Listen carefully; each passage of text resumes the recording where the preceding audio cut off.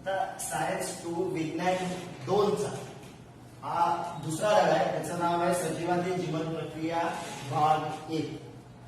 आता ह्या ज्या धड्यामध्ये आपण काय शिकणार आहोत, तर या धड्यामध्ये आपण शिकणार आहोत की ऊर्जा कशी निर्माण केली जाते. दोन प्रकार, एक आहे ऑक्सिशोषण आणि दुसरं आहे विनॉक्सी श्वसन. म्हणजे ऊर्जा निर्माण दोन प्रकारे होते. ऑक्सिजनचा उपयोग करून म्हणजे ऑक्सिशोषण, आणि ऑक्सिजन विदाउट ऑक्सिजन म्हणजे ऑक्सिजनचा वापर न करता त्याला म्हणतात विनॉक्सी श्वसन. तर पहिला आपण बघणार आहोत की ऊर्जा निर्मिती कशी ऑक्सिश्वसनाने. ऑक्सिश्वसन म्हणजे ऑक्सिजनचा वापर करून ऊर्जा निर्मिती कशी केली जाते. आता ऑक्सिजनचा वापर करून जेव्हा ऊर्जा निर्मिती केली जाते तेव्हा अन्न पदार्थातील कोणता घटक वापरला जातो, तो वापरला जातो कर्बोदके. मी सांगितलं कर्बोदके कशातून मिळतं. कर्बोदके आपल्याला मिळतं कशामधून, तर जे आपण तांदूळ खातो, भात खातो किंवा गहू खातो, नाचणी खातो, दूध, बटाटे यामधून आपल्याला कर्बोदके मिळतात. तर ऑक्सिश्वसनामध्ये जी ऊर्जा मिळवली जाते कशापासून मिळवली जाते, कर्बोदके. आता या कर्बोदकांपासून कशी ऊर्जा मिळते, तर त्याचं टप्प्याटप्प्याने ऑक्सिडीकरण केलं जातं. आता ऑक्सिडीकरण कोण करतं, तर हा ऑक्सिजन. का ऑक्सिश्वसनामध्ये कोण इन्व्हॉल्व असतो, ऑक्सिजन. म्हणून हा ऑक्सिजन या कर्बोदकांचं टप्प्याटप्प्याने ऑक्सिडीकरण करतो आणि फायनली आपल्या शरीरामध्ये एटीपीच्या स्वरूपात ऊर्जा निर्माण होते. आता या ऑक्सिश्वसनामध्ये ऊर्जा निर्माण करण्याच्या प्रक्रियेत तीन टप्पे. पहिला टप्पा आहे ग्लुकोज विघटन. ग्लुकोज विघटन हा पहिला टप्पा आहे. दुसरा टप्पा आहे ट्राय कार्बोक्सिलिक आम्ल चक्र. ट्राय कार्बोक्सिलिक आम्ल चक्र, त्याला क्रेट सायकल असंही म्हणतात किंवा क्रेट चक्र असंही म्हणतात. आणि तिसरा टप्पा आहे इलेक्ट्रॉन वहन साखळी. ओके, पहिला काय टप्पा, ग्लुकोज विघटन. दुसरा टप्पा काय, ट्राय कार्बोक्सिलिक आम्ल चक्र. आणि तिसरा टप्पा आहे इलेक्ट्रॉन, असं दाखवतो इलेक्ट्रॉन वहन साखळी. या तीन टप्प्यांमधून कर्बोदकांचं पूर्णपणे ऑक्सिडीकरण केलं जातं आणि त्याच्यापासून ऊर्जा निर्माण केली जाते. तर ऑक्सिश्वसनामध्ये तीन टप्पे ऊर्जा निर्माण करण्यासाठी. पहिला आहे ग्लुकोज विघटन, दुसरा आहे कार्बोक्सिलिक ऍसिड आम्ल चक्र आणि ट्राय कार्बोक्सिलिक आम्ल चक्र, आणि नंतर आहे इलेक्ट्रॉन वहन साखळी. तर त्याच्यामधला आपण स्टार्ट करूया पहिल्या टप्प्यापासून. काय आहे पहिला टप्पा, पहिला टप्पा आहे ग्लुकोज विघटन. पहिला टप्पा आहे याच्यामध्ये ग्लुकोज विघटन. आता ही जी ग्लुकोज विघटन जी प्रक्रिया आहे ती पेशीमध्ये होते. ऊर्जा कुठे निर्माण होते, पेशीमध्ये. आता पेशीच्या कोणत्या भागात ही क्रिया होते, तर पेशीमध्ये पेशी द्रव्य असतं, ज्याला इंग्लिश मध्ये म्हणतात सायटोप्लाझम. पेशी द्रव्य. हे पेशी द्रव्यामध्ये ग्लुकोज विघटनाची प्रक्रिया होते. आता काय होते, आता ग्लुकोज म्हणजे काय, मी ते कर्बोदक केलेले आहे, इथे ग्लुकोज दिले. तर कर्बोदकांचा हाच एक भाग आहे, हाच एक टाईप आहे, त्याचं नाव आहे ग्लुकोज. कर्बोदकांचे वेगवेगळे टाइप्स असतात. ग्लुकोज आहे, फ्रक्टोज आहे, सुक्रोज आहे, माल्टोज आहे, असे वेगवेगळे टाइप असतात. तर कर्बोदकांमधला ग्लुकोज याचा उपयोग आपण ऊर्जा निर्मितीसाठी करतो. आता हे कुठे होतं, तर पेशीच्या पेशीद्रवामध्ये होतं. अशी पेशी असते, त्याला केंद्रक असतं, इथे असं बराचसा असा डेन्स जेली लाईक असा भाग असतो किंवा द्रवरूप, घट्ट द्रवरूप भाग असतो, त्याला म्हणतात पेशीद्रव. आता या पेशीद्रवामध्ये ही ग्लुकोज विघटनाची प्रक्रिया होते. आता काय होतं, तर याच्यामध्ये पहिलं ग्लुकोज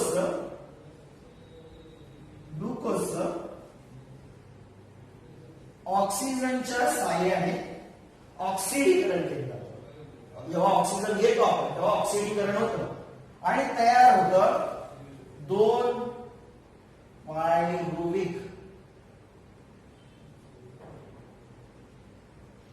पायरुव्हिक आम्ल प्लस अजून काय तयार होतं, तर दोन एटीपी चे रेणू तयार होतात प्लस अजून काय तयार होतं, दोन NADH2 चे रेणू तयार होतात. अजून काय होतं, तर प्लस दोन पाण्याचे रेणू तयार होतात. ओके, तर ग्लुकोजचं ऑक्सिडीकरण केलं जातं. कुठे, पेशी द्रवामध्ये. काय तयार होतं, दोन पायरुव्हिक आम्ल तयार होतात, दोन ऊर्जेचे रेणू एटीपी चे रेणू तयार होतात, दोन NADH2 काय पुढे आपण बघू, आणि दोन पाण्याचे रेणू तयार होतात. आता हा टप्पा झाल्यानंतर त्याच्या पुढे काय होतं, ग्लुकोज विघटनामध्ये हा जो पायरुव्हिक आम्ल जो तयार झालाय त्याचं पुढे काय, पुढे या पायरुव्हिक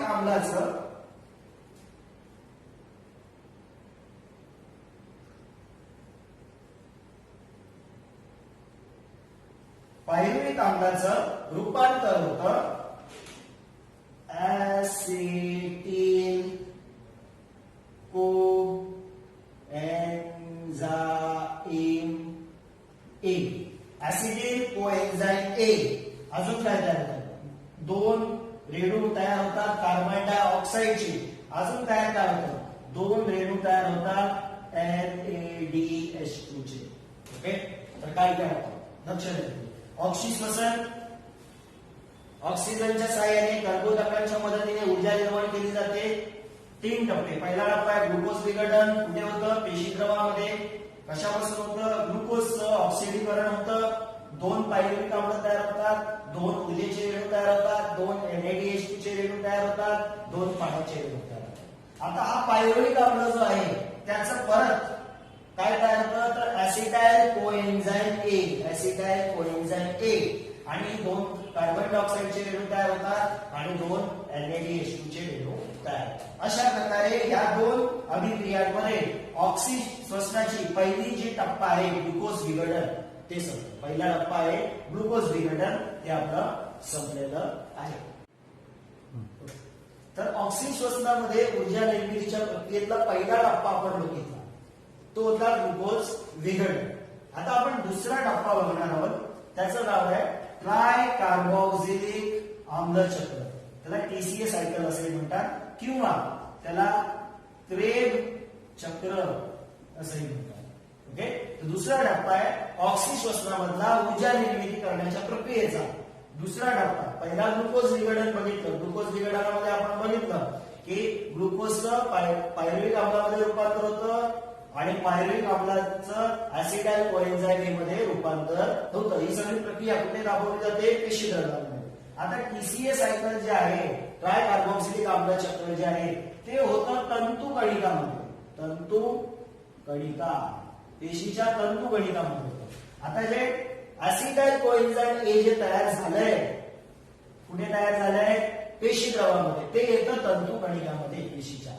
आणि पुढे त्याच्यावर ट्राय कार्बोक्सिलिक आम्ल चक्र राबवलं जातं किंवा त्याच्यावर ट्राय कार्बोक्सिलिक आम्ल चक्र अभिक्रियेतून ते ऍसिटाइल कोएन्झाइम ए जातं आणि त्यातील फक्त ऍसेटिल जो भाग आहे, ऍसिटाइल कोएन्झाइम ए हा जो रेणू तयार झालाय त्यातल्या फक्त ऍसेटिल भागाचं पूर्णपणे ऑक्सिडीकरण होऊन, ऍसिटिल भागाचं काय होतं, पूर्णपणे ऑक्सिडीकरण.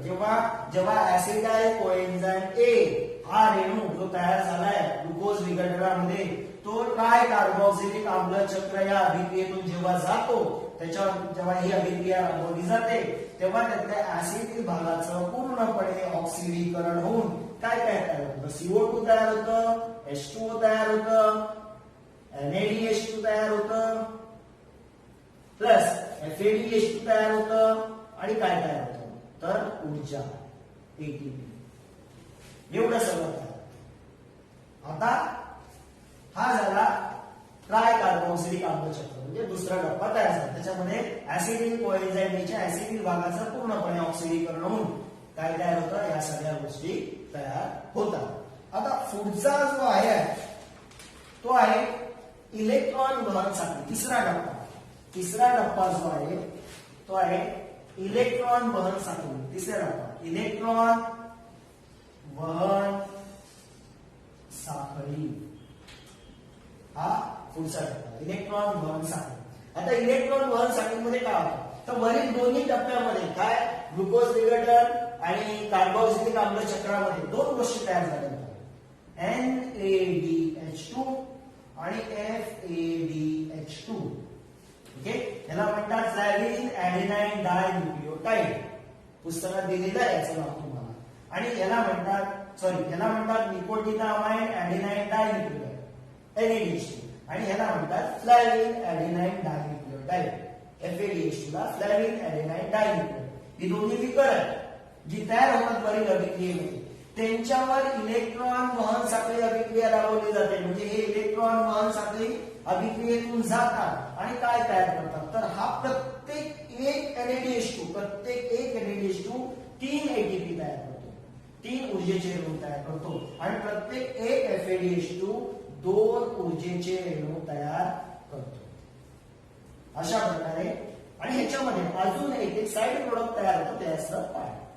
अशा प्रकारे 3 टप्प्यामध्ये कर्बोदकाचं म्हणजे ग्लुकोजचं पूर्णपणे ऑक्सिडीकरण होतं आणि आपल्या शरीरातील पेशीतील तंतुकणिकांमध्ये ऊर्जा निर्माण केली जाते. तर आपण असं म्हणू की आपली सुरुवात इथून झालेली C6H12O6 हा कोण आहे, तर हा आहे ग्लुकोज. त्याचं झालं होतं ऑक्सिडीकरण. ऑक्सिजनचा उपयोग करून काय तयार झालं, तर तयार झालं कार्बन डायऑक्साईड तयार झालं. कार्बन डायऑक्साईड तयार झालं होतं, पाणी प्लस ऊर्जा. ऊर्जा कोणत्या स्वरूपात, तर एटीपीच्या स्वरूपात. या गोष्टी तयार झाल्या. म्हणजे फायनली आपल्याला ही रिएक्शन मिळू शकते. ओके, तर आपण परत एकदा रिवाइज करूया. इथे आपण काय बघितलं, तर ऊर्जेची निर्मिती कशाद्वारे, ऑक्सिशोषणाद्वारे. म्हणजेच ऑक्सिजनचा उपयोग करून ऊर्जेची निर्मिती कशी होते, तर ती ऊर्जेची निर्मिती करण्यासाठी आपण काय घेतलं होतं, अन्नात एक कोणता घटक घेतला होता, कर्बोदके. मेनली त्याच्यापासून आपल्याला ऊर्जा मिळते. तर या कर्बोदकांपासून ऊर्जा निर्मिती केली जाते. त्याच्यामध्ये काय होतं, तर कर्बोदकांचं टप्प्याटप्प्याने कर्बोदकातील ग्लुकोजचं टप्प्याटप्प्याने ऑक्सिडीकरण होतं. आता किती टप्पे आहेत, 3. पहिला टप्पा आपण पहिला ग्लुकोज विघटन. त्याच्यामध्ये काय होतं, ग्लुकोजचं ऑक्सिडीकरण होऊन काय तयार होतं, पायरुव्हिक आम्ल तयार होतं. अजून बरेचसे तयार होतात, NADH2 तयार होतं, पाणी तयार होतं, या गोष्टी तयार होतात. नंतर त्या पायरुव्हिक आम्लाचं काय तयार होतं आपण बघितलं, ऍसिटाइल कोएन्झाइम A तयार. ही सगळी प्रक्रिया कुठे होते, पेशी द्रव्यामध्ये. नंतर दुसऱ्या टप्प्यामध्ये आपण येतो. ओके, आता पेशी द्रव्यामधून ते ऍसिटाइल कोएन्झाइम A कुठे येतं, पेशीच्या तंतुकणिकामध्ये. तंतुकणिकामध्ये आल्यानंतर दुसरा टप्पा सुरू होतो, तर तो आहे ट्राय कार्बोक्सिलिक आम्ल चक्र. त्याच्यामध्ये ऍसिटाइल कोएन्झाइम A वर ट्राय कार्बोक्सिलिक आम्ल चक्र राबवलं जातं. म्हणजे तो त्या ट्राय कार्बोक्सिलिक आम्ल चक्र अभिक्रियेतून ऍसिटाइल कोएन्झाइम A जातो. त्यावेळेस त्यातल्या फक्त ऍसिटिल भागाचं पूर्णपणे ऑक्सिडीकरण होऊन आपल्याला काय मिळतं, तर कार्बन डायऑक्साईड मिळतं, पाणी मिळतं, NADH2 मिळतं, FADH2 मिळतं आणि ऊर्जा मिळते. आणि तिसरा टप्पा आहे इलेक्ट्रॉन वहन साखळी. वरील दोन्ही टप्प्यांमध्ये म्हणजे ग्लुकोज विघटन आणि कार्बोक्सिलिक आम्ल चक्र या दोन्ही टप्प्यामध्ये आपल्याला जे NADH2 FADH2 जे मिळाले ते इलेक्ट्रॉन वहन साखळी अभिक्रियेतून जातात आणि त्यांच्यापासून ऊर्जा मिळते. आता दुसरा टप्पा जो आपण शिकलो की ट्राय कार्बोक्सिलिक आम्ल चक्र. याला क्रेब्स सायकल पण मी नाव दिलं होतं, क्रेब्स सायकल असं म्हटलं होतं. का, तर हा ट्राय कार्बोक्सिलिक आम्ल चक्र जो आहे तो सर हेन्स क्रेब या शास्त्रज्ञांनी शोधून काढले. म्हणून त्यांच्या गौरवार्थ किंवा पहिल्या अशी एक कथा होती किंवा त्यांनी शोधून काढलं तर त्यांचा त्याला नाव दिलं होतं. ओके, म्हणजे ट्राय कार्बोक्सिलिक आम्ल चक्राला क्रेब सायकल असं म्हणतात. का, कारण ती अभिक्रिया कोणी शोधून काढली, सर हेन्स क्रेब यांनी शोधून काढली. आता पुढे आपण बघणार आहोत, जर आपण इथे बघितलं की ऊर्जा जी निर्माण झाली ती कर्बोदकांपासून निर्माण झाली. आपण ते अन्न खाल्लं त्याच्यामुळे आपल्याला कर्बोदके मिळतं. जर आपण जेवलोच नाही, फास्टिंग केलं, उपवास केला, 2-4 दिवस जेवलोच नाही, तर कर्बोदके मिळेल का? अन्न पदार्थ घेत नाही, कर्बोदके मिळत नाही, मग आपल्याला ऊर्जा मिळेल का?